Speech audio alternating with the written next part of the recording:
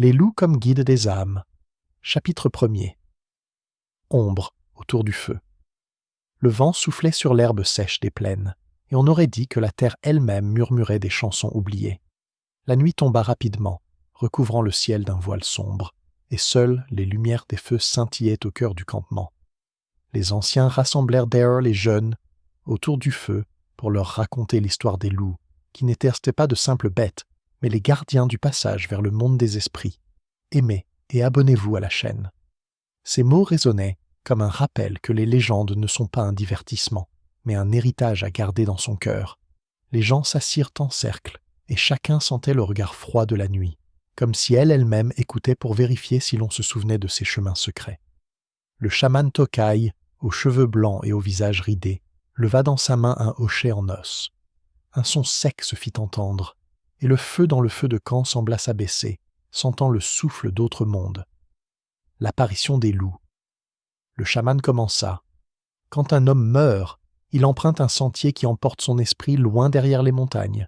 Mais ce chemin est dangereux, et seuls les loups le connaissent jusqu'au bout. Ils sortent de l'ombre et deviennent des guides. Sans eux, l'âme peut se perdre et se transformer en murmure qui pleure dans les pierres. Ces mots n'étaient pas de simples paroles. Chaque son était accompagné d'un hurlement, doux et prolongé. Et soudain, pendant qu'il parlait, un véritable hurlement retentit depuis les collines lointaines. Les gens sursautèrent, mais le chaman sourit. C'est un signe, les loups sont venus écouter avec nous.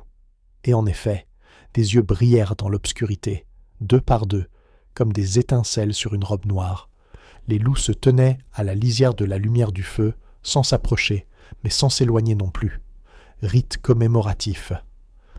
Tokai leva la main et tout le monde se tut.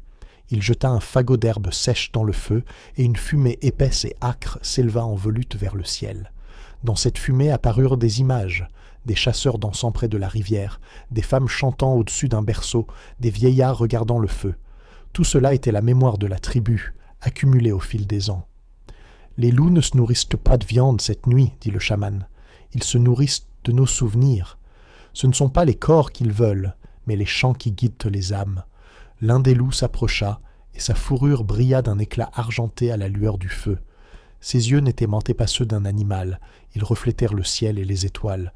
Il s'assit et leva la tête, hurlant au rythme du hochet du chaman. Première vision. Le jeune chasseur Nikan, assis tout près du feu, sentit que le sol bougeait sous ses pieds. Soudain, il vit apparaître près du feu la silhouette d'une femme, transparente, comme tissée de brume. Elle souriait, mais ses yeux étaient tristes. « C'est ma mère, » murmura-t-il. « Elle est morte il y a 3 hivers. » Le loup le regarda droit dans les yeux. Son regard était doux mais ferme, comme la route qui menait aux montagnes. Nikan comprit que s'il suivait ce regard, il pourrait voir le monde où sa mère était partie. Mais il avait peur, car son heure n'était pas encore venue. Le chaman remarqua que le jeune homme tremblait et lui dit « N'aie pas peur. Les loups n'ouvrent pas la route pour emmener quelqu'un, mais pour montrer que nous ne sommes jamais seuls. » La forêt des esprits. La fumée du feu s'éleva vers les collines, et tous virent que l'obscurité était devenue transparente. À travers elle, on apercevait une forêt, différente de celle que les gens connaissaient. Les arbres brillaient, leurs branches formèrent des arches, et entre elles couraient des loups argentés. Leurs pattes ne laissaient aucune trace, mais chacune de leurs empreintes brillait comme une rivière de lait. Les gens restèrent immobiles. Ils comprirent. C'était la forêt des esprits, où l'on ne pouvait entrer que dans les rêves ou après la mort. Les loups avaient levé le voile pour que la tribu se souvienne de sa destinée. L'un des enfants tendit la main, et au même instant, le loup s'approcha. Son pelage brillait comme de la neige fraîche au clair de lune. L'enfant éclata de rire, et son rire résonna comme si les montagnes lui répondaient. Leçon secrète. Tokai se leva et dit « Chacun d'entre vous rencontrera un jour un loup. Pas dans la forêt ni à la chasse, mais cette nuit-là, lorsque votre souffle deviendra léger comme la brume. Alors, le loup vous conduira vers ceux qui vous attendent. Mais souvenez-vous, le chemin ne sera pas facile. Il sera hanté par des ombres qui voudront vous voler vos noms. Seul le loup vous protégera si vous n'oubliez pas son chant. » Il se mit à fredonner d'une voix grave, et les femmes se joignirent à lui. Leur chant était comme le bruissement de l'herbe, comme le murmure d'une rivière à la pleine lune. Les loups se mirent à hurler avec eux. Il semblait que le monde des hommes et celui des esprits s'étaient fondus en un seul cercle, le feu et le cygne. Le feu de joie s'éleva soudainement plus haut que d'habitude. Des étincelles s'envolèrent dans le ciel et se transformèrent en petits oiseaux blancs. Ils tourbillonnèrent au-dessus de la tribu et s'envolèrent vers les collines. Les loups se mirent à leur poursuite, l'un après l'autre, avant de disparaître dans la nuit. Tokay dit « C'était un signe. » Les loups ont montré que notre mémoire était toujours vivante. Mais bientôt, une épreuve nous attend. Les esprits sans visage chasseront nos âmes. Et alors, seule la fidélité à notre chemin nous guidera à travers les ténèbres. Les gens restèrent silencieux. Chacun comprenait que cette nuit n'était pas seulement un récit, mais le début de quelque chose de plus grand. Fin du premier chapitre. Nikan s'allongea sur la peau, mais le sommeil ne venait pas. Devant ses yeux se tenait toujours le loup argenté aux yeux remplis d'étoiles. Le jeune homme sentait que cette rencontre n'était pas fortuite. Peut-être était-il destiné à pénétrer dans la forêt des esprits avant les autres, non pas comme un mort, mais comme un guide. Et tandis qu'il réfléchissait à cela, un hurlement silencieux retentit à nouveau au-dessus des collines. Il n'était pas menaçant, mais plutôt invitant, comme si la nuit elle-même l'appelait à prendre la route. Chapitre 2.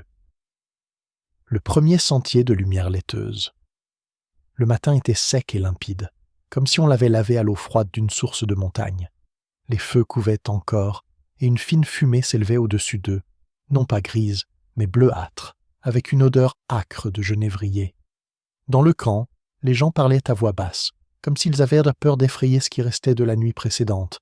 Les visions de la forêt, les silhouettes argentées, les yeux chauds des loups à la lisière de la lumière. Nikan marchait entre les huttes et sentait que la terre sous ses pieds était devenue élastique, comme la peau d'un tambour. Il suffisait de frapper avec la paume de la main pour que l'écho se propage loin, là où les chemins des âmes serpentent entre les étoiles. Le chaman Tokay était assis près du foyer occidental. Devant lui, sur une peau, se trouvaient des bouquets d'herbes, des aiguilles en os, un bol contenant de la cendre et de la graisse. Il ne leva pas la tête lorsque Nikan s'approcha, se figeant comme s'il écoutait le bruit du sang dans les veines du jeune homme. « La nuit t'a appelé, dit-il enfin.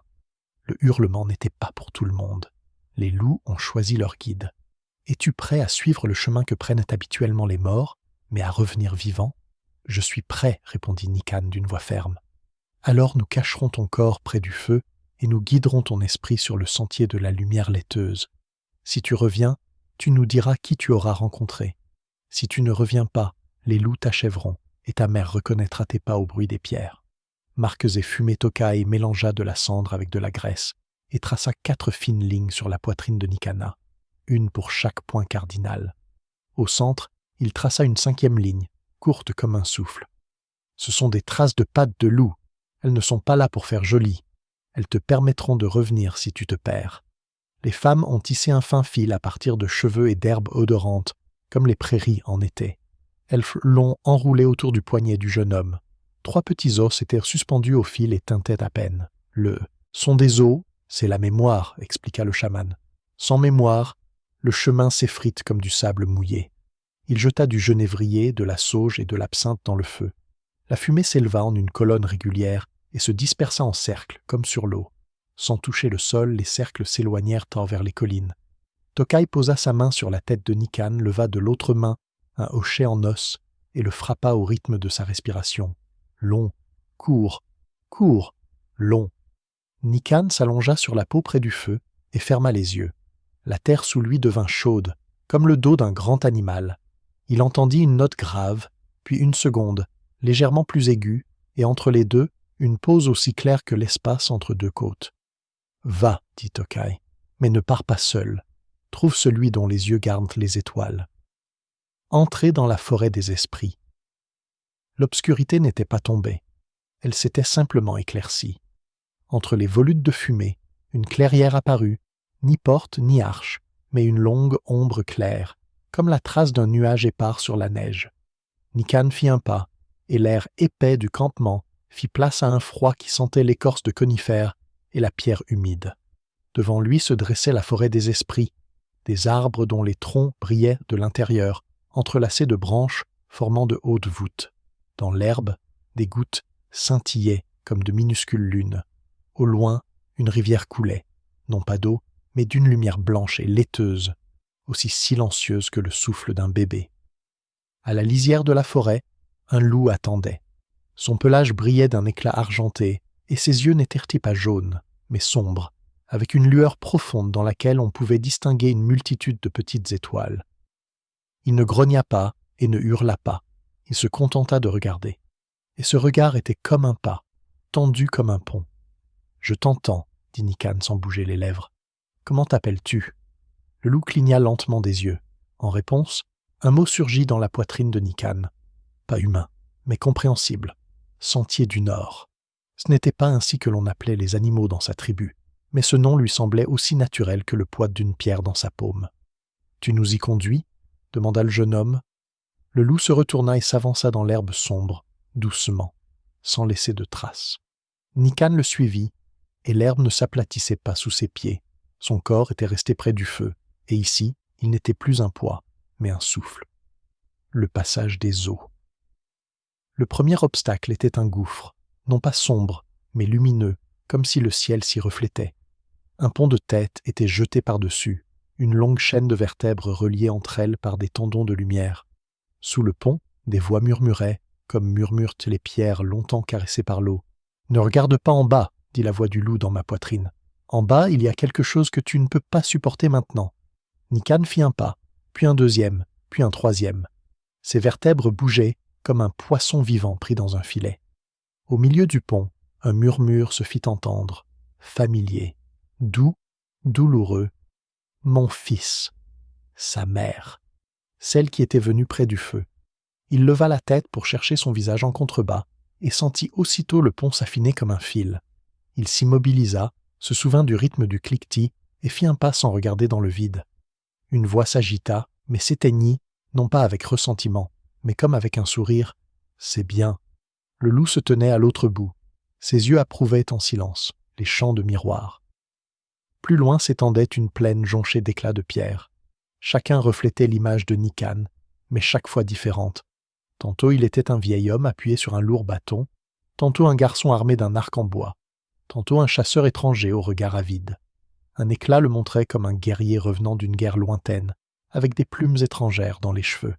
Un instant, la fierté remua dans son cœur, rapide comme un éclair. « Ne prends pas ça, » dit le loup. « Ces miroirs sont des pièges du « si seulement ».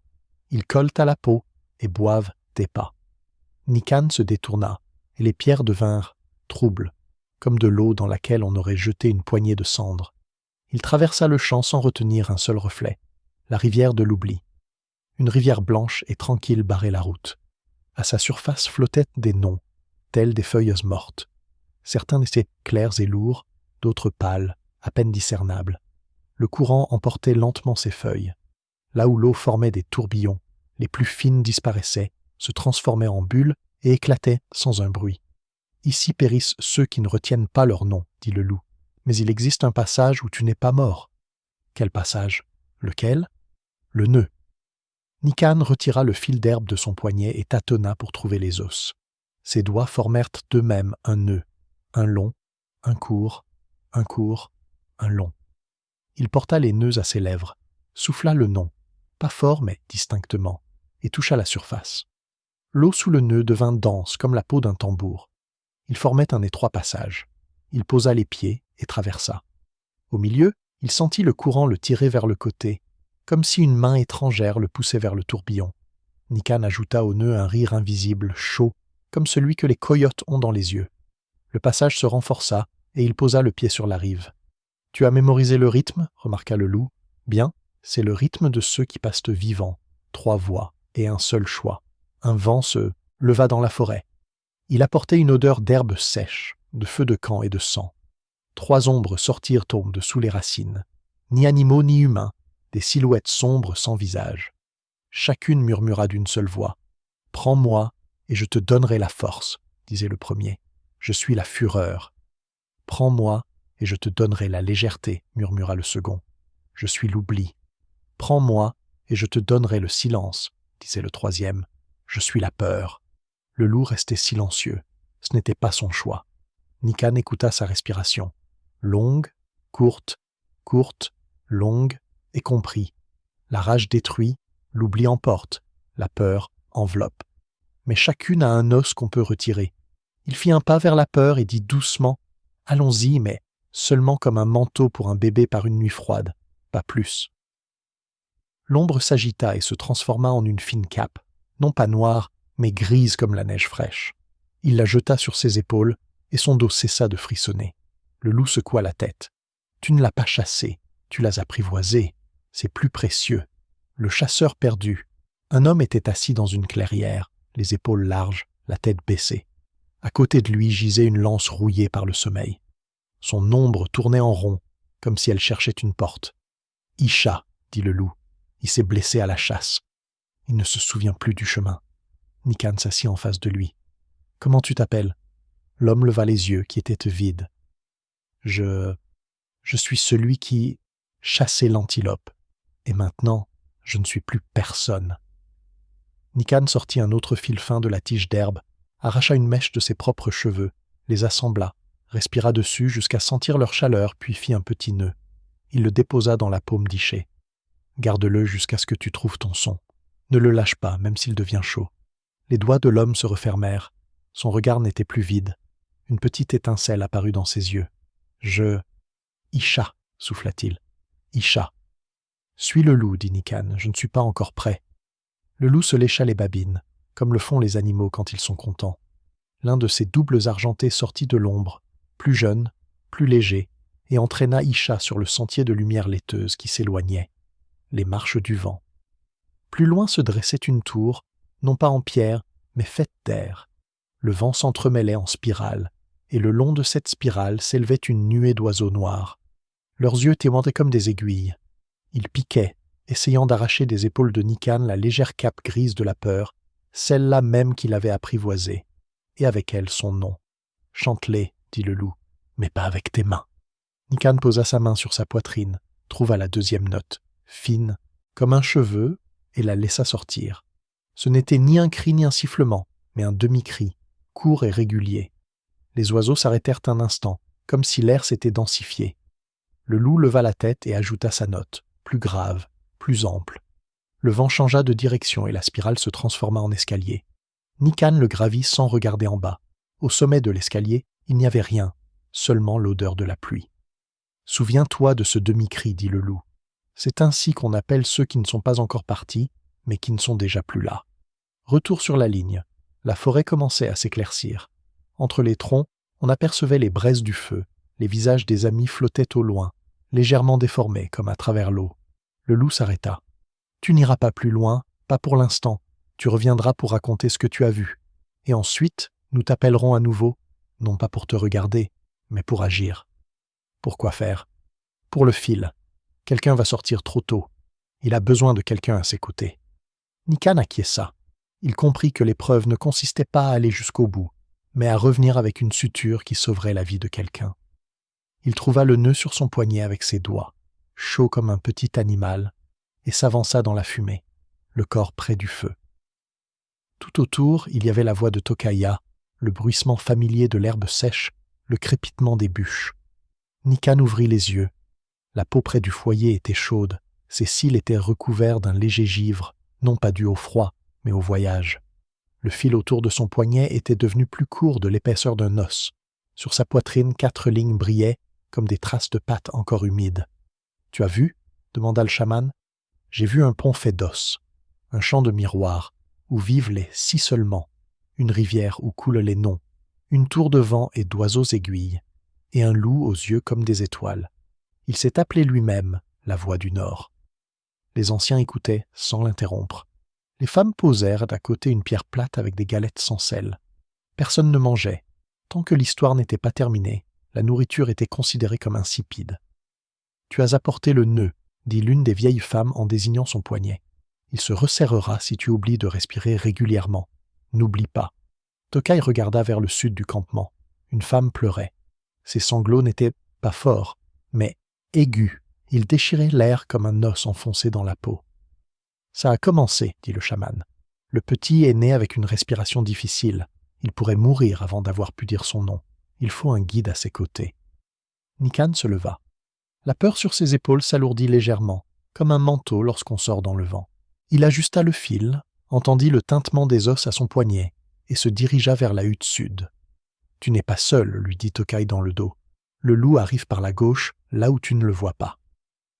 Première passe. Il faisait sombre dans la hutte et ça sentait l'argile humide. Une femme tenait dans ses bras un petit paquet, un petit corps qui n'avait pas encore pris forme. Le bébé respirait par petits coups, comme s'il essayait de dire quelque chose. Il ne pleurait pas, il bougeait juste les lèvres, comme s'il essayait de trouver sa voix. « Assieds-toi, murmura Nikan. Approche-le du feu. » Il s'assit à côté, posa sa main sur son cœur et sur celui de l'enfant. Entre ses paumes, un mince filet de chaleur se forma. Nikan expira en rythme, long, court, court, long.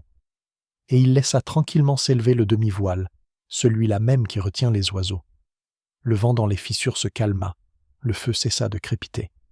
L'air devint un peu plus dense, comme sur un pont au-dessus d'une rivière. « Donne-lui un nom, » dit Nikan à la mère. « Le premier mot qui te vient à l'esprit pendant qu'il s'approche de nous.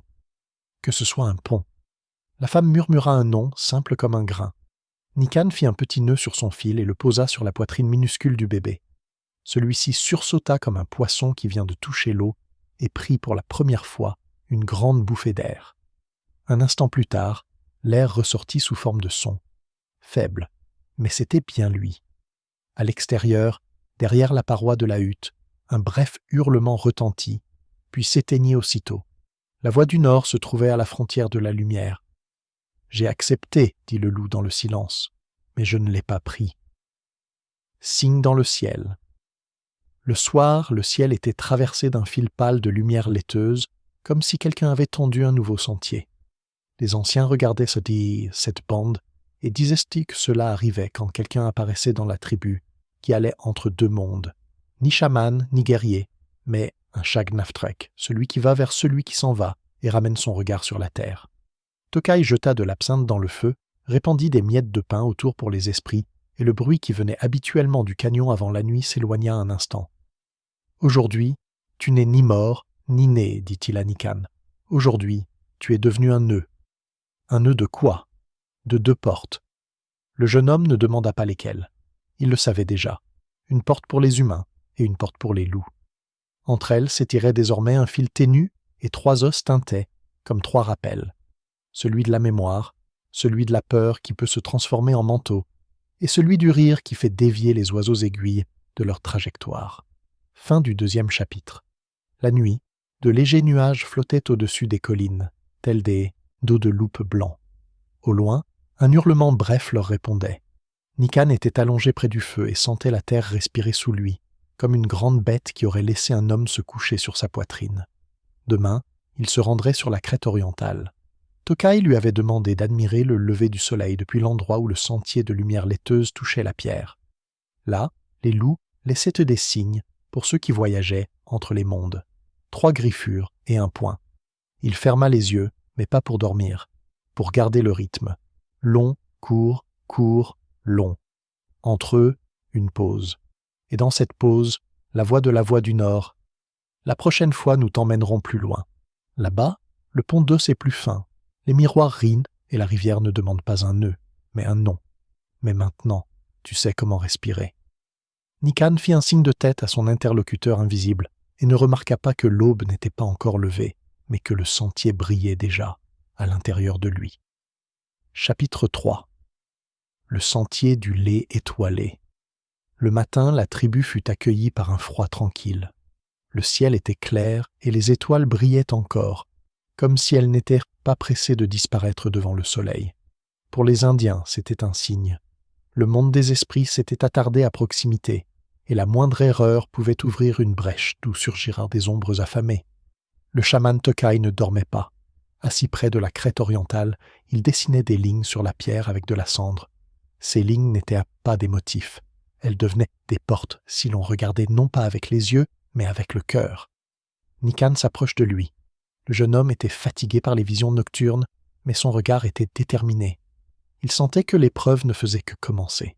Hier, il avait aidé un enfant à retrouver son souffle, mais aujourd'hui, il devait aller plus loin, là où l'on n'entendait plus de rires humains. « Aujourd'hui, tu vas emprunter le sentier du lait étoilé, » dit le chaman. « Là où les loups eux-mêmes laissent la lumière. Mais sache que ce sentier n'aime pas les cœurs faibles. Il teste ce dont tu as peur. Si tu te mens à toi-même, Les loups s'éloigneront et l'obscurité te guidera. Le signe à l'aube. Lorsque le soleil se leva derrière les collines, ses rayons tombèrent sur le bord oriental. Là où les pierres formaient un rebord triangulaire, la terre brillait d'un éclat argenté. Nikan vit 3 rayures et un point, comme Tokay l'avait promis. Le signe était simple, mais il disait tout, 3 pas et un arrêt, une inspiration et une pause. Le loup apparut sans un bruit. Sa fourrure argentée scintillait dans l'aube, et ses yeux reflétèrent le ciel. C'était le même guide, le sentier du Nord. Il se tint à côté du jeune homme sans s'approcher ni s'éloigner, et Nikan comprit que le signe, lui, était destiné. Tokay lui tendit un sac rempli d'herbes et dit « Il y aura des miroirs sur le sentier, et chacun appellera ton nom. Jette les herbes dans la direction d'où vient la voix la plus douce. Une voix douce est un piège. Les loups n'appellent que d'une voix ferme. » Le jeune homme acquiesça. Il fit un pas vers le signe, et le monde changea. Les miroirs des étoiles. Devant lui s'étendait le ciel nocturne. Mais ce n'était pas un ciel ordinaire. Les étoiles étaient si proches qu'il pouvait les toucher de la main. Entre elles s'étendait un chemin blanc comme une rivière de lait. Il serpentait au loin et scintillait comme s'il était habité par des millions de petits yeux. Nikan s'avança. La voix du Nord se déplaçait à ses côtés. Mais bientôt des miroirs traversèrent le chemin, pas faits de pierre ni d'eau, mais du tissu même des étoiles. Ils se reflétaient dans chacun d'eux, mais chaque fois différemment. Dans l'un, il était un vieil homme avec un lourd bâton. Dans l'autre, un guerrier vêtu d'une armure étrangère. Dans le troisième, un garçon aux yeux vides. « Viens à moi, murmurait chaque reflet. Je suis ta vraie vie. Je suis celui que tu aurais pu être. » Les voix étaient douces comme du miel. Nikan se souvint des paroles de Tokaya et jeta l'herbe dans le miroir qui lui montrait un chef riche, entouré de nombreuses femmes et de chasseurs. Le miroir trembla et éclata comme une bulle. Les autres commencèrent à s'assombrir. « C'est vrai, dit la voix du loup, la douceur trompe toujours. La vérité est amère comme l'écorce. » Le chant des noms oubliés. Plus loin, le sentier menait à un champ. Il était jonché d'ossements, ni humains ni animaux, mais des noms. Chaque fragment brillait d'une faible lueur et murmurait un mot. Certains noms étaient forts et clairs, d'autres à peine audibles, presque perdus. Nikan entendit son propre nom. Il l'appelait de quelque part au fond du champ. Il fit un pas et les os se mirent à bouger, formant un chemin. Mais le loup se dressa en travers. « Ne pars pas. Ton nom est encore dans ta poitrine. Ceux-là appellent ceux qui se sont abandonnés à l'oubli. Tu l'as entendu parce que tu as peur de le perdre. Mais tant qu'il est avec toi, la voix est libre. » Le jeune homme ferma les yeux et sentit un nœud à son poignet. Les os cliquetèrent doucement et le champ redevint silencieux. La route était à nouveau plane. La vallée des ombres. Le sentier étoilé le conduisit à la vallée. Là se tenaient des silhouettes sans visage. Elles étaient faites nombreuses, des hommes, des femmes, des enfants.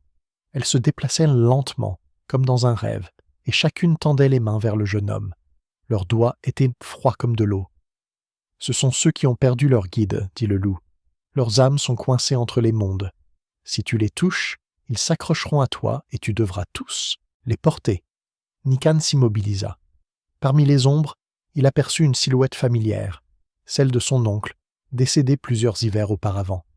Son cœur se serra. Il eut envie de s'approcher, mais il se retint.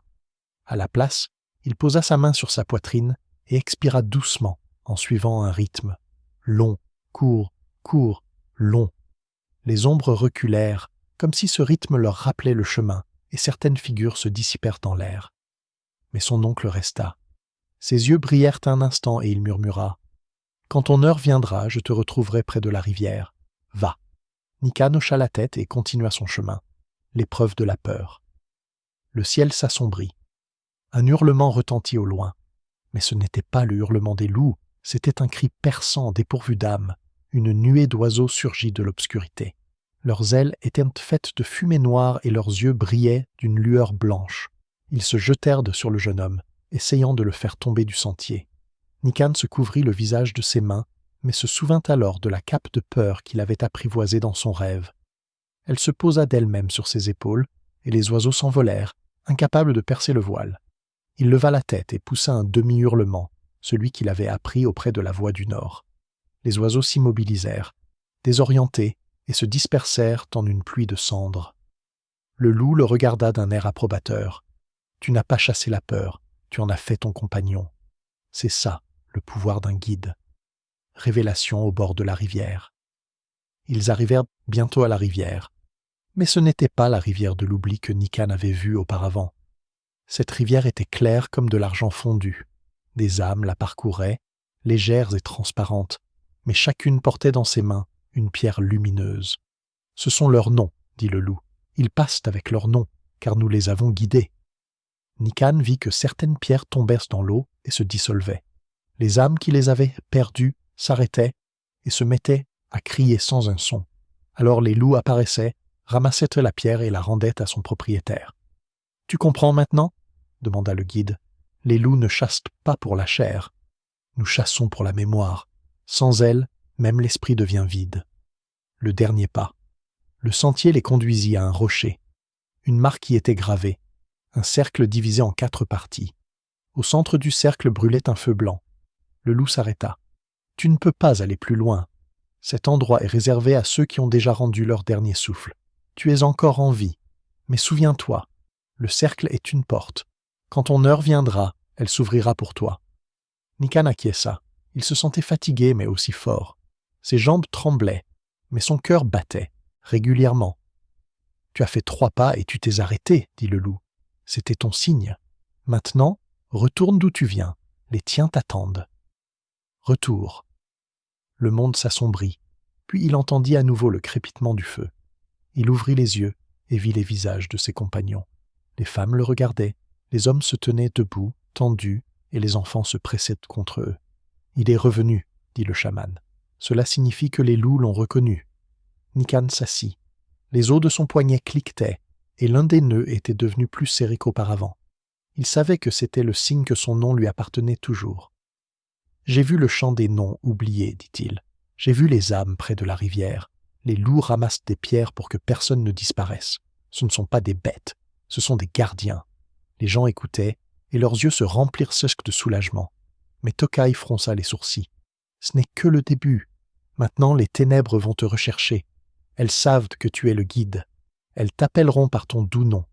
Sois prêt. » Fin du 3e chapitre. Cette nuit-là, Nikan eut du mal à trouver le sommeil. Derrière les collines, un hurlement se faisait entendre, non pas menaçant, mais appelant. Il comprenait. Les loups le préparaient déjà à la prochaine étape.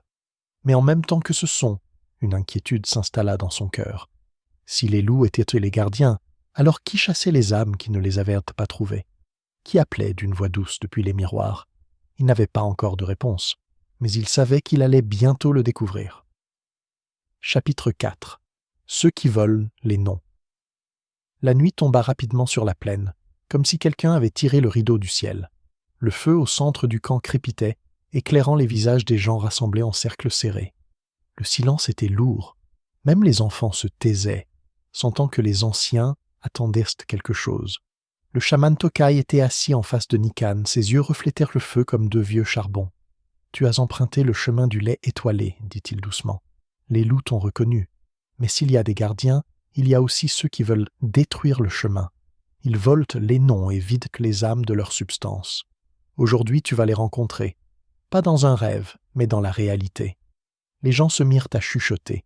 Le nom de l'ennemi avait toujours un effet glaçant. « Comment s'appelle-t-il » demanda Nikan.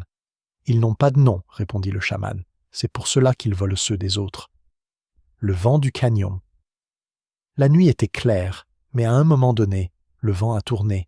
Il venait du sud, du canyon, et apportait une odeur d'humidité et de pourriture. Les chiens se mirent à hurler, la queue entre les pattes. La lune fut voilée par une brume et les ombres autour du feu s'allongèrent, comme si elles voulaient s'approcher du feu. « Ils sont là, dit Tokai. » Nikan scruta l'obscurité. Et effectivement, là, au-delà de la lumière, des silhouettes commençaient à apparaître. Elles étaient grandes, minces, avec des corps qui semblaient sculptés dans la fumée.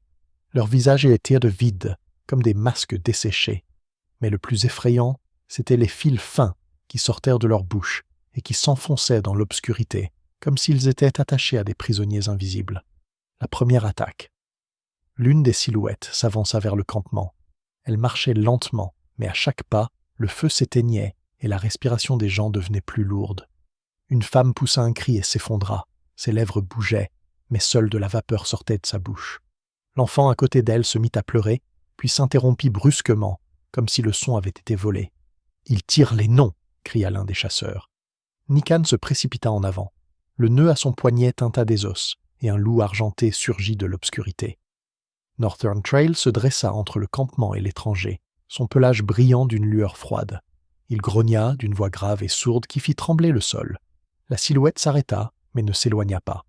Un murmure s'échappa de son visage vide. « Toi, donne-nous ton nom, nous te donnerons la force. » Bouclier de la mémoire.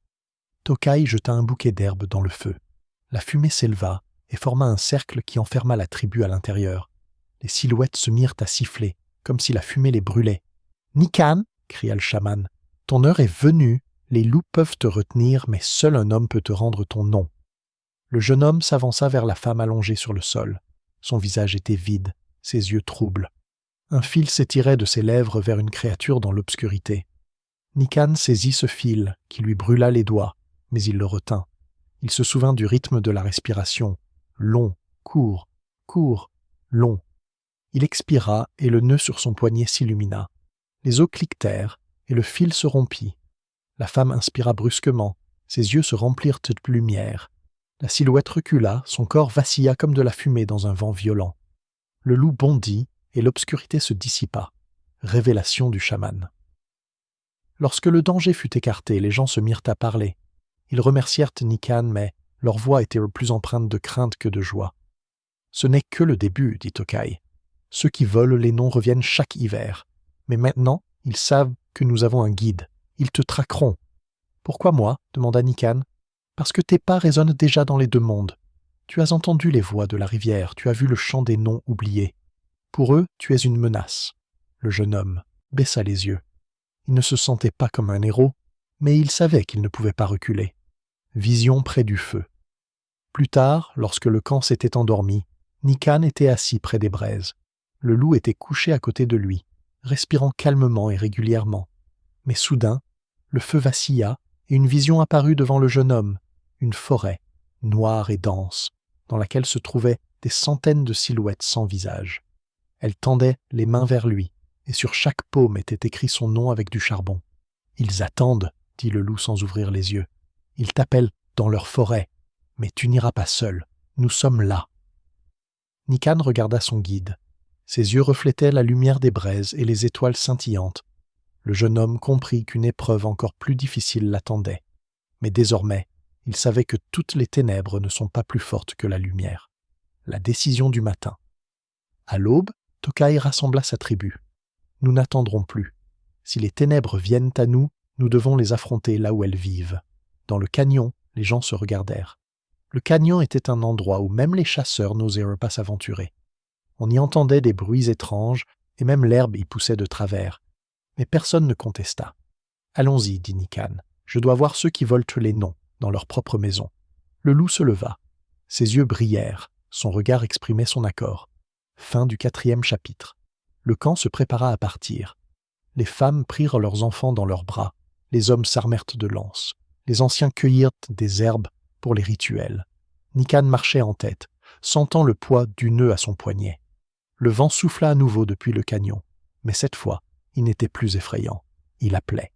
Et quelque part au fond, dans l'obscurité la plus totale, des créatures sans visage les attendèrent déjà.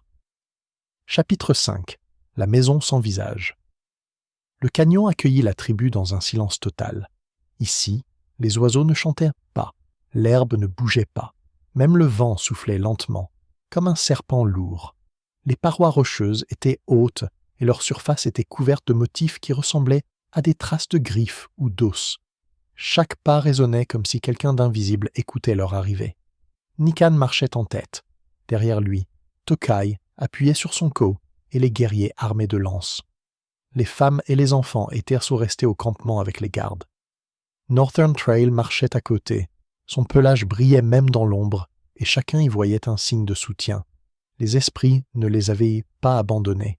« C'est ici que vivaient ceux qui volaient les noms, » dit le chaman, « mais pas leur corps, seulement leurs échos. Chaque pierre est une chanson oubliée. Les ombres sur les murs, au premier tournant, Ils virent des ombres glisser sur les murs. Mais ce n'étaient pas les leurs, elles se déplaçaient séparément, devançant ou suivant les autres. Dans l'une, quelqu'un reconnut sa mère, dans une autre, un enfant, dans une troisième, lui-même, mais plus vieux. « Ne regarde pas trop longtemps, dit Tokai. Ce sont des leurs. Ils t'appellent là où le nom se dissout. » L'un des jeunes guerriers ne put se retenir. Il se précipita vers le mur, où l'ombre tendait les bras vers lui. Son corps se figea, il resta immobile, les yeux vides. L'ombre s'imprégna dans la pierre. Nikan toucha son front et sentit le vide. Le nom avait disparu. Le loup hurla faiblement, et l'écho résonna dans le canyon, faisant trembler les parois. Mais le guerrier n'était plus là. Il ne restait plus qu'un corps sans chant. Les portes. Plus loin, le canyon se rétrécissait et se transformait en arche. Au sommet de celle-ci était suspendu un masque fait de pierre noire. Il n'avait pas d'yeux, seulement de profonds creux vides. De l'intérieur de l'arche émanait un froid et des murmures. « Ce sont les portes, » dit le chaman. « Derrière elles se trouve leur maison. Ceux qui y entrent ne reviennent pas comme ils sont partis. »« Nous devons entrer, » répondit Nikan. « Sinon ils reviendront nous chercher encore et encore. » Il fit un pas en avant. Le loup le suivit. L'arche se referma dans un nuage de fumée, et la tribu se retrouva dans un autre monde. La maison sans visage. Il n'y avait pas de ciel ici, seulement une voûte grise d'où coulait l'eau. Le sol était recouvert de sable noir dans lequel s'agitaient des mains et des visages, comme des âmes coincées dans la terre. Au centre se tenait une immense silhouette faite de fumée et d'os. Elle n'avait pas de visage, mais à la place des dizaines de petits masques qui changeaient sans cesse. Autour d'elle, des ombres plus petites s'agitaient. Elle tiraient des fils vers les âmes qui se débattaient dans le sable, en arrachaient les noms et les accrochaient aux masques. Chaque fois qu'un fil se rompait, un masque s'allumait puis s'éteignait. « Les voilà, » murmura Tokai, « les voleurs. » Les preuves du nom. Les silhouettes remarquèrent les gens. Elles n'attaquèrent pas immédiatement. Au lieu de cela, une seule voix s'éleva parmi la multitude de masques. « Donne-nous ton nom, et nous épargnerons ta tribu. Donne-nous un seul nom, et nous serons rassasiés. » Nikan fit un pas en avant. « Je ne donnerai pas mon nom. Il ne m'appartient pas, je ne peux le donner. Il appartient à la terre et aux étoiles. » Les silhouettes s'agitèrent, les masques changèrent de plus en plus vite. L'un des guerriers poussa un cri. Ses lèvres se mirent à se tendre vers une silhouette sans visage. Nikan se précipita vers lui, attrapa le fil qui lui brûla la paume. Mais le nœud à son poignet s'enflamma. Il noua le fil au rythme de sa respiration. Long, courte, courte, long, et le fil se rompit. Une lueur apparut dans les yeux du guerrier. La silhouette rugit de 1000 voix. La chasse aux loups. La piste nord hurla, et soudain, d'autres loups surgirent de l'obscurité. Des dizaines, des centaines de corps argentés. Leurs yeux brillaient, comme des étoiles. Ils encerclèrent la tribu et passèrent à l'attaque. Les loups bondissaient sur les ombres, déchiraient leurs fils, mordaient leurs masques. Mais l'obscurité était puissante. Chaque masque arraché était remplacé par un nouveau. Nikan comprit. La force des ennemis ne résidait pas dans les ombres, mais en leur centre, dans une silhouette immense. Il courut vers elle, les fils s'accrochant à son corps, essayant d'arracher son nom. Il tomba à genoux, mais le nœud à son poignet vibrait, le retenant, le cœur sans visage. Au centre de la silhouette, il y avait un vide. Nikan y vit son reflet, un garçon, un jeune homme, un vieil homme. Tous tendèrent les bras vers lui et murmuraient « Donne-le-nous. Ici, c'est plus facile. Sans nom, il n'y aura pas de douleur. » Il ferma les yeux et se souvint de sa mère, de son visage près du feu, de son rire discret. Il se souvint de l'enfant dont il avait sauvé la vie. Il se souvint de la tribu qui l'attendait derrière lui. « Je ne vous le donnerai pas, » dit-il. « Mon nom est lié au vôtre. » Il frappa du poing dans le vide. Le nœud autour de son poignet devint rouge. Ses os cliquetèrent. Une lumière transperça la silhouette. Les masques sifflèrent et se fissurèrent. Victoire ou sursis. La silhouette s'est dissipée dans la fumée. Les ombres ont hurlé et se sont évanouies. Les masques sont tombés dans le sable et se sont transformés en poussière. Les loups ont levé la tête et ont hurlé. C'était un hurlement de victoire. Mais Tokai dit « Ce n'est pas la fin. Tu as détruit leur corps, mais tu n'as pas détruit la fin. Elle reviendra. Tu es devenu leur ennemi. Désormais, ils ne chercheront que toi. » Nikan se tenait au centre, respirant difficilement. Sa paume était ensanglantée, mais le nœud autour de son poignet tenait bon. Northern Trail s'approcha et lui toucha l'épaule. Ses yeux brillaient d'une lueur de compréhension. Le chemin n'était pas encore terminé. Fin du chapitre 5. La tribu sortit du canyon. Les gens étaient fatigués, mais vivants. À l'aube, ils aperçurent une meute de loups argentés au-dessus des collines. Ils marchaient le long de l'horizon, laissant derrière eux des traces lumineuses. Nikan leva les yeux. Il comprit. Devant lui se trouvait le dernier sentier. Là, il découvrirait qui avait créé les voleurs de noms et pourquoi les loups étaient devenus les gardiens des âmes. Chapitre 6. La chanson qui coule le ciel. L'aube était terne, comme de l'argent vieilli. La tribu revenait lentement du canyon, chaque pas résonnant dans leurs os de la peur, de la veille. Sur la crête orientale, où le vent souffle habituellement, régnait le silence, et même les feuilles mortes, emportées par le vent entre les huttes, tombaient sans bruit, comme si elles craignaient de troubler le souffle de quelqu'un. Le chaman Tokai était assis près du foyer, appuyé sur son kohou. Il ne regardait pas les gens, mais l'espace au-dessus d'eux, là où s'étendaient les chemins à peine visibles des âmes. « Nous avons déchiré leur corps, dit-il à voix basse, mais la faim qui vole les noms ne meurt pas. Elle vit dans la fissure du monde. Cette nuit, elle nous demandera de nommer cette fissure et de la refermer. Et seul celui dont le nom résonne déjà dans les deux maisons, celle des hommes et celle des loups, pourra le faire. » Il leva les yeux vers Nikan. La voix du nord se tenait à côté, dans la pénombre, sa fourrure argentée reflétant la pâle lumière comme l'eau reflète la lune. « Où ça ?» demanda le jeune homme. « Au col nord, répondit Tokai. Là où la pierre frotte le ciel se trouve le cercle du premier accord, l'endroit où les hommes et les loups se sont donné leur parole. De là part un sentier qui ne mène ni à la forêt ni au canyon, mais à la pause entre deux clignements d'étoiles. C'est là que se cache la racine de la famine. Le col nord. Ils partirent sans escorte. Le sentier serpentait au-dessus des précipices. L'herbe sèche résonnait comme des cordes fines. Sous leurs pieds, ils voyaient d'anciennes empreintes de sabots et de pattes de loup, traces de chasse passées, aussi nettes que des souvenirs. Le ciel était pur, presque blanc. Les nuages reposaient sur les montagnes, comme si quelqu'un avait jeté une peau chaude. Sur un rebord, Nikan aperçut une pierre avec un signe ébréché, 3 rayures et un point. C'était le même signe de l'aube, mais plus ancien, plus profond, comme s'il avait été gravé non pas avec une aiguille en os, mais avec l'étoile elle-même. Le chemin du nord toucha le signe du bout du nez et regarda le jeune homme. Nous sommes proches. Le vent apporta une odeur qui n'existait pas dans leur région pendant la journée, celle de pâte mouillée et de lumière laiteuse, et aussi fine qu'un cheveu, l'odeur d'une chanson éteinte. Nikan sentit le nœud à son poignet s'alourdir. Les 3 os cliquetèrent, comme pour lui demander de le tenir plus fermement. Le cercle du premier accord. Au col, un bassin en pierre s'ouvrait. Sur les bords, 8 dalles plates, 4 avec des traces de mains humaines, 4 avec des empreintes de pattes de loup. Au centre, un cercle peu profond, comme le lit asséché d'une source. La surface polie et ancienne gardait des milliers de traces de doigts. Sur le bord du bassin, des cicatrices de foudre. « Ici, » murmura Tokai. La première femme de l'hiver a partagé son pain et ses paroles avec le loup. Elle a dit « Quand mon souffle s'éteindra dans le froid, reste près de moi pour que je ne cherche pas seul le chemin. » Et le loup répondit « Quand tes enfants oublieront le nom de la rivière, nous hurlerons pour que ce nom revienne. » Depuis lors, leur hurlement n'est plus un cri, mais une cicatrice. Mais un jour, les gens ont cessé d'amener leurs mourants à cet endroit. Ils ont commencé à craindre le ciel et à se disputer avec les silences. C'est alors qu'une fissure est apparue dans la coupe. Nikan s'assit. Au centre du cercle, comme un serpent desséché, passait une fine ligne noire, à peine brillante, comme si elle avait été polie par des regards étrangers. La veine noire respirait à peine, et à chaque souffle, des noms scintillaient quelque part au loin. « C'est elle, dit Tokai, la fissure du nom. Elle n'a pas de maître, mais tout vide aime se faire passer pour ce qui lui manque.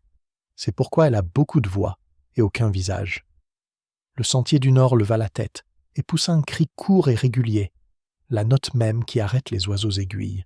Le hurlement ne s'éleva pas dans le ciel, mais se posa sur le bord du cercle comme un fin cordon. La pierre sous les doigts de Nikan devint plus chaude. « À toi maintenant, » murmura le loup. « Comment ?» demanda le jeune homme. « Avec ton antre. » Le maître de la fissure. La coupe de pierre s'assombrit. L'air au-dessus d'elle était devenu épais, comme de l'eau remplie de résine. De la fissure s'éleva quelque chose, ni ombre ni fumée, mais une absence de lumière, découpée selon les contours de Nikan lui-même. Ils n'avaient pas d'yeux, mais là où ils auraient dû être des points grisâtres bougeaient, comme des étoiles éteintes. « Retourne au camp, murmura l'absence. Sois un héros autour du feu.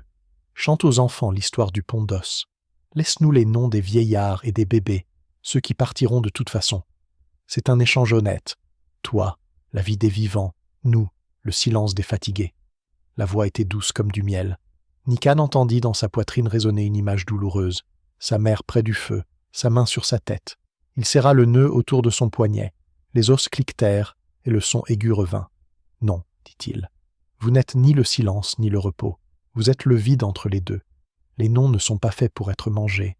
Les noms servent à paver la route. » Le vide s'éleva, s'allongea comme le cou d'un oiseau de proie. « Appelle-moi, siffla-t-elle. Ce qui est nommé cesse d'être moi. » Nikan se tut. Il comprenait déjà. Donner un nom, c'était trouver en soi l'endroit où il trouverait sa place. Le nom de la fissure est notre devoir à tous, se souvint-il des paroles de Tokaya. Mais comment nommer ce qui vit dans l'oubli? Il leva les yeux vers les dalles, les paumes et les pattes disposées par paires, comme un motif respiratoire, et il comprit. « Tu es Nénose, dit-il. Ce qui n'a pas été transmis au cercle, ce qui n'a pas été fini, ce qui n'a pas été recouvert par le manteau. Tu n'es pas le maître, tu es un reste. » La coupe tinta brièvement, comme si une fine cloche était cachée sous une pierre. Non utilisée, se mit à vibrer, changeant de forme, s'étirant en ruban, puis se contractant en nœud. « Si le nom est correct, dit Tokai d'une voix à peine audible, le vide tentera de devenir tout à la fois. Ne regarde pas directement dans sa poitrine, elle n'a pas de cœur, regarde les coutures, la victime du guide. Tu veux un pont? Nenoshene, ricana d'un rire creux. Rends-moi ton chemin du retour. Sans lui, tu n'es pas un homme, mais un loup. Tu n'entendras pas qu'on t'appelle derrière toi. Jamais. Les mots frappèrent là où ça faisait le plus mal, là où il gardait son « chez lui ». Nikan sentit son nom devenir sec dans sa bouche, comme de l'argile au soleil. Il regarda le sentier du nord. Le loup ne détourna pas le regard. Il n'y avait ni demande ni pitié, juste une présence. À gauche, là où le regard ne se pose pas, il y aura toujours ce pas. « Je renonce à répondre à l'appel derrière moi, dit enfin Nikan. Je n'entendrai que les noms qui se trouvent là devant le sentier. Tout ce qui est derrière, je le laisse au loup. » Le sentier du nord toucha son épaule. Le vent changea, apportant une odeur de neige. Les os de son poignet tintèrent, un son léger mais long, comme une flèche qui vole. Tokai posa son kohoko sur une pierre. Les graines sèches à l'intérieur de la courge bruissèrent, comme la pluie sur des pots. « Le paiement est accepté, dit le chaman. Maintenant, la couture. » Chanson pour un ciel fermé. Le loup leva la tête. Son hurlement ne s'éleva pas vers le ciel, mais tourna en rond, répétant le rebord de pierre. Une deuxième note naquit dans la gorge de Nikanov, ni humaine ni canine, mais intermédiaire, comme le battement d'ailes d'un oiseau nocturne. Tokai tenait le grave. Les femmes, qui se tenaient à distance, reprenaient les aigus, les enfants tapotaient doucement sur les pierres, comme des gouttes sur un chaudron. Toute cette musique n'était pas forte, mais elle ne laissait aucun espace libre, comme un tissage dense. La chanson ne s'envolait pas vers le ciel, elle le cousait, refermant la fissure de l'intérieur. Le non porté tirait les pauses comme des fils, essayant de déchirer le motif, mais à chaque fois, il se heurtait à un rire léger, cette part secrète et légère que le loup avait apprise dans la tourmenteuse. Le vide sifflait. On ne peut pas manger le rire, il n'a pas d'os. Alors il essaya de devenir les noms qui gisaient dans la coupe, d'imiter, de voler le son, mais chaque son était intercepté par une patte sculptée dans la plaque et par la paume en face, et le nom se posait là où était sa place. Nikan fit un pas vers le centre, au bord de la veine, noire. La pierre sous ses pieds devint vivante, palpitante. Il desserra les doigts et lâcha derrière, lui, comme un oiseau. Quelque chose de presque inaudible s'échappa de sa poitrine et devint une ombre qui se posa sur le dos de la voie du nord. Le loup tressaillit, comme s'il avait pris un poids sur ses épaules. Aussitôt, des traces apparurent autour d'eux, des dizaines, des centaines de pieds transparents, ceux de ceux qui n'avaient pas de fil. Ils levèrent vers la tête, leurs lèvres bougèrent, et le son, qui auparavant se dispersait, prit un rythme régulier. « Dis-moi ton nom, dit Tokai. » Nikan inspira. Je suis Nikan Shagnavstreshu, celui qui porte le nœud, le bruit du vent, l'ami du sentier nord, dit-il d'une voix calme. Je guide ceux qui ne savent pas où poser le pied. Je capture les noms pour qu'ils ne tombent pas dans la poussière. Les mots se posèrent comme des pierres dans un gué. L'inutilisé gémit, non pas bruyamment, mais sourdement, comme le vent dans un terrier, et commença à se contracter.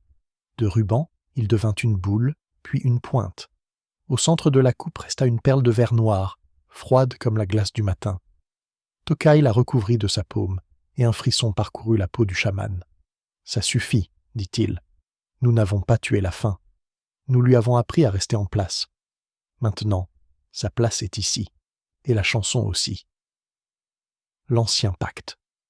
Lorsque le son s'éteignit, le chemin du nord s'allongea sur la pierre, posant son museau sur ses pattes. Pendant un instant, tout ce qui est habituellement caché derrière le souffle devint clairement visible. Comment le vent traverse la plaine en agitant l'herbe. Comment l'eau dans les profondeurs de la pierre se souvient de la pluie de l'année dernière. Le loup leva la tête et parla, non pas à l'oreille, mais directement dans la poitrine de Nikan. Nous ne sommes pas des saints. Nous étions affamés et en colère. Mais lorsque vous avez oublié de conduire les vôtres vers le ciel, près du feu, nous nous sommes sentis vides. Nous avons entendu les noms tomber dans la poussière et devenir des vers. Nous sommes allés là où ils tombaient et nous avons commencé à les attraper. Non pas parce que vous nous l'avez demandé, mais parce que sinon, la nuit aurait été vide. Nous la gardons pleine. Tokai esquissa un sourire rare et sec. « C'est vrai, dit-il. Les loups ne sont pas des anges. Les loups sont nos voisins de champ. Nous leur payons le pain et les noms que nous prononçons à haute voix, non pas en sacrifice, mais en souvenir. Ils nous paient en marchant à nos côtés. » Nikan acquiesça. À l'endroit où se trouvait habituellement sa maison, il y avait désormais autre chose, une route droite devant lui, avec des pas argentés sur sa gauche. Il essaya de se retourner, mais n'entendit personne l'appeler par son nom derrière lui. Au lieu de cela, une note lointaine entra doucement dans son oreille, le dernier souffle de quelqu'un, aussi fin que le duvet d'un bébé. « Allons-y, dit-il au loup, on nous attend. » La maison de Shva. Dans le camp, ils formèrent un nouveau cercle, qui n'avait rien à voir avec les jeux d'enfants d'autrefois, mais qui était aussi lourd que le travail, des pierres, de l'herbe, des paumes, des pattes. Au centre se trouvait le Kohu Tokaya et une petite perle noire provenant d'un bol, un point sombre autour duquel résonnait désormais un rythme régulier. Les anciens purifièrent le cercle avec de la sauge, les femmes déposaient du pain et du lait, les enfants imprimèrent leurs empreintes sur les pierres, non pas pour les décorer, mais pour se souvenir. « C'est la maison Shva, dit le chaman. Ce n'est ni un temple ni une chapelle. C'est simplement un endroit où le chant sait où se poser. Si Nenoshene veut revenir, il devra passer par notre motif. » Les gens écoutaient. La peur dans leurs yeux fit place à l'attention, un état rare et authentique où chacun n'entend plus lui-même, mais tous ensemble. Cette nuit-là, la vieille Oya, celle qui appelait depuis longtemps son mari depuis ses rêves vides, vint chez Domushva. Nikan s'assit à côté d'elle, prit sa main et entendit son rythme. La voix du nord se coucha à gauche, posant sa queue sur ses pieds pour empêcher le courant d'air de souffler entre les mondes. Oya ferma les yeux, pas longtemps. Quand elle les rouvrit, il n'y avait plus de mélancolie dans son regard. « Il est parti comme il fallait, dit-elle doucement. Il ne fait pas froid là-bas. Ça sent l'écorce et la neige, le bruit du vent. » Le matin apporta un changement que seuls ceux qui vivent longtemps au même endroit peuvent comprendre. Le vent n'était plus vide. Dans ses brins, on entendait un léger murmure, signe que la piste était tendue, que les coutures tenaient bon. Les chiens ne gémissaient là pas, ils y discutaient, tranquillement, à l'entrée du camp, comme s'ils se concertent. Les enfants, en jouant, ne marchèrent là pas sur les empreintes de mains, les contournant comme des ruisseaux au printemps. « À partir de maintenant, dit Tokai, nous ramènerons vers le feu et le ciel ceux dont le souffle est devenu léger. Et ceux qui naissent avec un nœud recevront immédiatement leur nœud, afin que leur nom ne se perde pas dans l'obscurité. Et toi, Nikan, tu n'entendras plus d'appels derrière toi, mais des pas devant toi. C'est difficile, mais tu n'es pas seul. » Le sentier nord passa à côté, s'allongea de manière à ce que son souffle effleure la main gauche de Nikan. Là où reposaient les trois os sans filet, il fit chaud. « Quand vous entendrez dans le vent la moitié d'un hurlement, dit Nikan à la tribu, ce n'est pas vous que j'appelle, mais ceux qui sont déjà parmi nous. N'ayez pas peur, ce n'est pas un cri, C'est une couture, un dernier regard en arrière. Oh, coucher du soleil, Nikan gravit la crête orientale. Le soleil descendait, retirant sa peau dorée du ciel. Là, au loin, s'étendait le canyon sans visage, silencieux, comme si quelqu'un y avait caché un tambour vide. Il essaya de répondre à un appel imaginaire derrière lui, mais n'entendit que le rythme régulier de sa respiration et les pas légers d'un loup sur sa gauche. Il ne ressentait aucune douleur. Il avait juste l'impression d'avoir travaillé dur, le genre de travail qui fatigue les épaules, mais qui ne brûle pas le cœur. « Mère, dit-il à ciel ouvert, quand mon heure viendra, viens me retrouver au bord de la rivière. Je ne viendrai pas seul, je suis toujours accompagné. » Le vent répondit par un léger rire. Peut-être était-ce le renard en contrebas, ou peut-être était-ce le sentier lui-même qui décidait de taquiner le nouveau guide. Nikan sourit. Pas le large sourire d'un héros, mais le sourire discret d'un homme qui a trouvé sa vocation. Pendant un instant, des dos argentés apparurent au-dessus du col. Ce n'étaient pas des nuages, mais des loups. Ils marchaient en ligne, comme les paroles d'une chanson. Le sentier du Nord leva la tête. C'est l'heure. Et ils partirent, non pas vers des contrées lointaines, mais autour de leur maison, pour la protéger. Cette nuit-là, personne dans le camp n'avait peur du silence. Il n'était pas vide, il était habité par un rythme.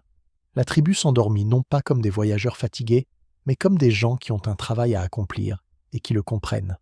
Et là où la coupe desséchée du col nord renfermait la perle noire de Nenochennoi, il y avait des traces fraîches, des empreintes de mains et de pattes. Elles sécheront, s'effaceront, puis d'autres apparaîtront. Il en sera ainsi tant que les hurlements se feront entendre et que le nom ne deviendra pas de la nourriture. Et si jamais vous entendez dans le vent un murmure régulier et discret, sachez que ce n'est pas un appel au secours. C'est Nikan Shag Nafstretch qui guide quelqu'un d'un souffle léger sur le sentier de lumière laiteuse, là où l'attendent ceux dont les yeux sont remplis d'étoiles.